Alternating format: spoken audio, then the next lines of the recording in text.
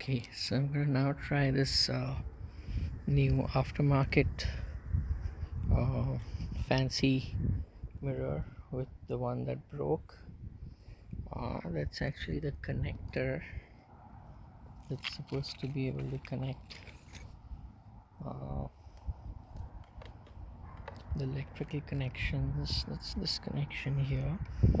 And each thing is, I wasn't sure which direction it goes in, like this or like this.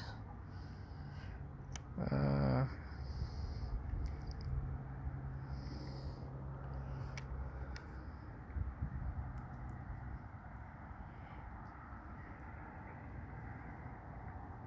this seems to have a tab, but I don't know if it's which is the right way.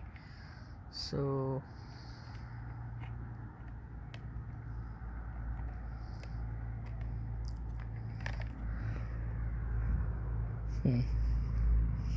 so maybe we could first try like this, or maybe actually, yeah, this is not going in the same way.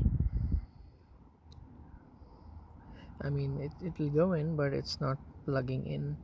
I have a feeling those red boots that were provided, connectors, those may be used to uh, put this in the right way and to ensure a snug fit.